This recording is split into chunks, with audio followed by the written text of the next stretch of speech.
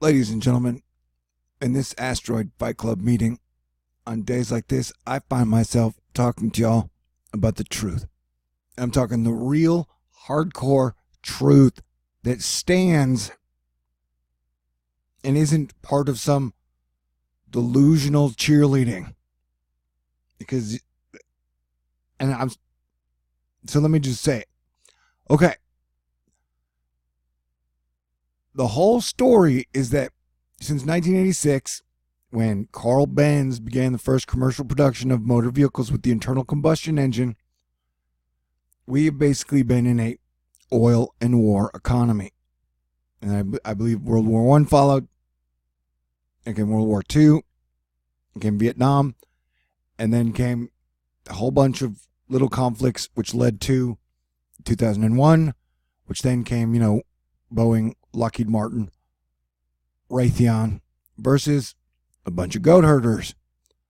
And that has lasted for 19 years. And so my stance at Thor News has always been that we are in an oil and war economy, and that John F. Kennedy was the last real president we had. And that until somebody or a lot of somebodies or never breaks oil and war's hold on everything, we are stuck in this strange going backwards pattern where everybody is focused on tearing everybody apart in a divide and conquer system. Because, the truth of the matter is, in 1971, when they depegged the dollar from gold, they put us on a timeline, because there have been 33 fiat currencies in the history of mankind, and a fiat currency is a money backed by nothing, and the dollar is backed by the full faith and confidence of the U.S. government. And so those 33 fiat currencies have all hyperinflated and exploded at some point. If you average them all together, it comes out around 43 years. And we're on year 47 from 1971 when we depegged it. And so as you can see, it stayed along this flat line of like $2 from 1950 to 1970. It stays on this flat line. It goes from 250 to 350. Oh, wow. Right? Within less than 10 years after we depegged the dollar from gold, it goes from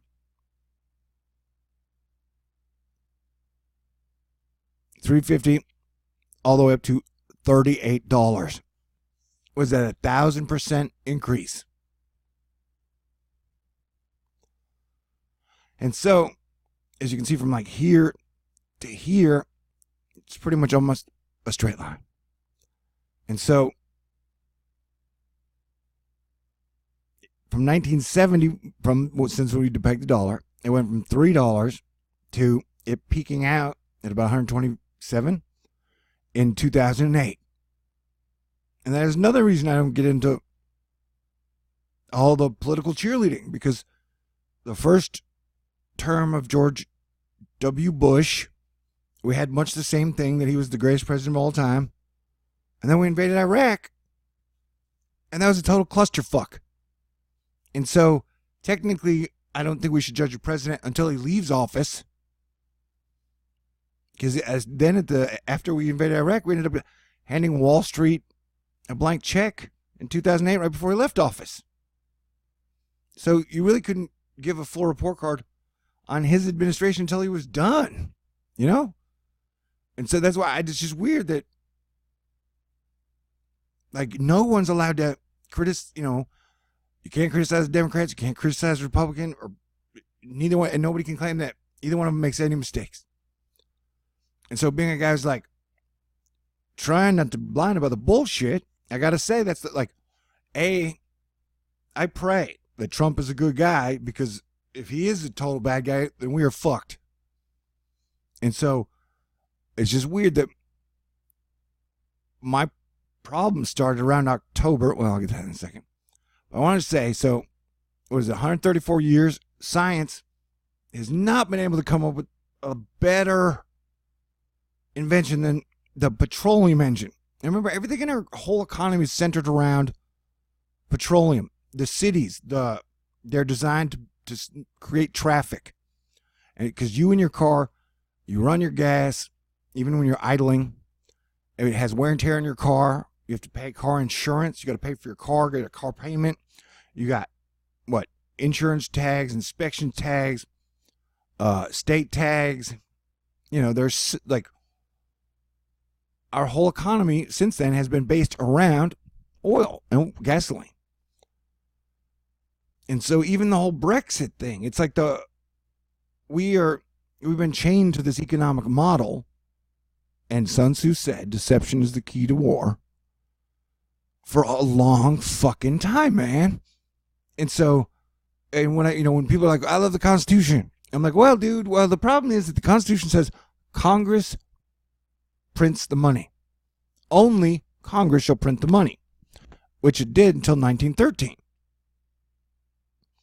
And so once we gave up Congress's ability to print money, we lost one of the only two major tools you have to rule your people. You have rule of law and then the control of currency. So we gave up half of that power. And that is a problem. That's a cat we can't really put back in the bag. That's why I say we need a new system. And so that's kind of the whole Brexit deal. And if you notice, they keep stalling on it, even though they voted for it 2 years ago. And it goes back to my basic point. My basic point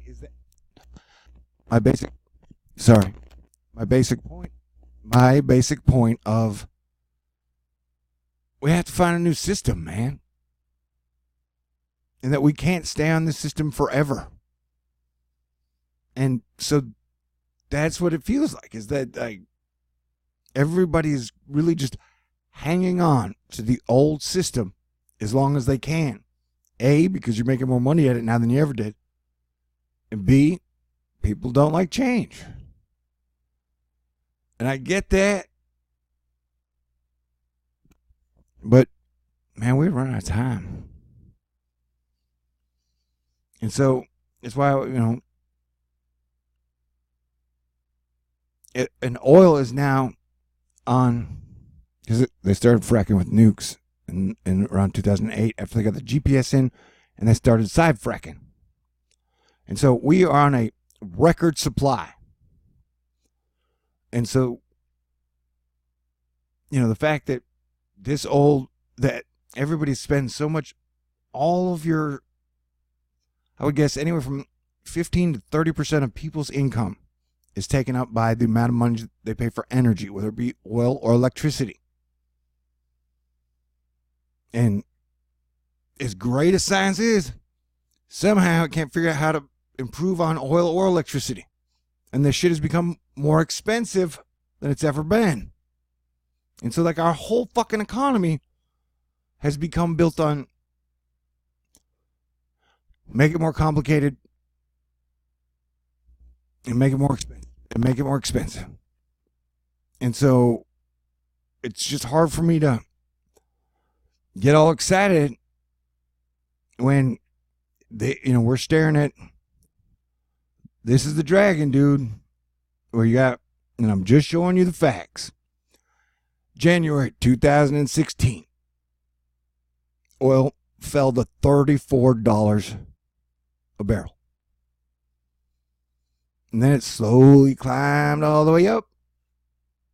And so, from 34, remember, this is all still on record supply. The whole time this happens, they still have record supply.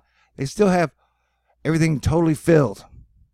All the ships, they got it in ships that are sitting off cargo, that they got oil coming out of the yin yang, dude. And so, it was that. By October 1st, oil had more than doubled on record supply. And then, remember, I've said many times that the attacks really started coming after me in October, and it's been escalating. And it pretty much, the attack started the second oil started to fall from this high. And then it's just been every single month. It's like super pros are try to shut me the fuck up.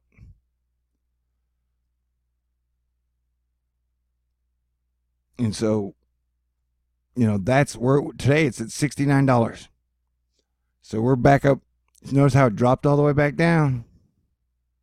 And now it's climbing all the way back up again.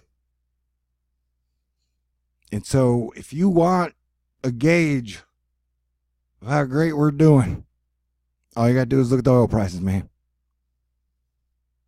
And that if everything in our world is in 2019 is geared towards making sure oil is the highest price it could be, we're fucked. And so, yeah, that's why in April, I am hanging on by a fucking thread. Because apparently, the whole Brexit, ritual and tradition, oil and war, what are we going to do? No government has a medium or long-term plan for its people. It's getting kind of shaky, and we might be leaning back towards, bad things. Because if we just stay on that, distract the public the whole time, while the weather gets crazier, the flooding gets worse, the healthcare people gets worse, like, I don't know, like, dude, that's literally what it comes down to. Like, are we going to start to release some of the new technologies, the quote-unquote free energy that we all know, doesn't matter who you are, like, any sane person knows they have to have better technologies in the vault. And the thing is, in an economy, if you gave everybody free energy because the earth and the sun provide it daily, then that money would flow into other things. And so, I don't know, all the old industries have had 10 years to front run all the big industries that would be in the future, like marijuana, cryptocurrencies, building all the new cities if we do that. And so they've had 10 years, and literally the Fed has literally almost had interest rates at zero the majority of the time. So it was like free money for the super rich. So they all had a ton of time to get ready. And so now it's just, these are interesting times. And so I don't know, other than it's been my recommendation that we all work together in the 52 secret society corporation families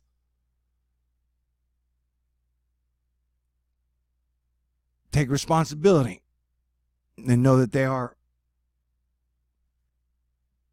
part of the team of the billion families that are on Earth, and that we are all in this together, and that I'm not giving up on anybody, and that we should never give up on anybody, and that we should figure out how to be a civilization of the future. We need to end our caveman wars. Humanity has been at war with itself for far too long. So it's like, what do we want? Do we want a future with music having a wonderful resurgence? Legalize marijuana across the world?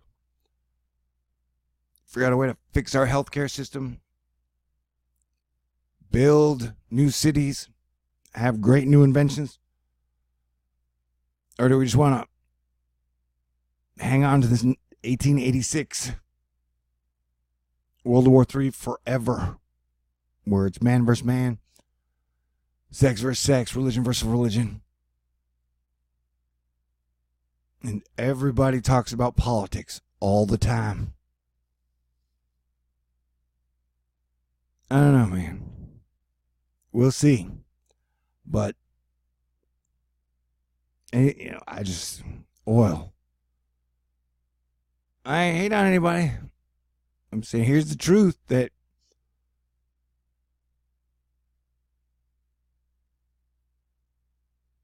watching the oil skyrocket again it's not what I thought the future would be like. 2019, we need some home runs. Anyway, there you go. Stay cool. God bless everyone.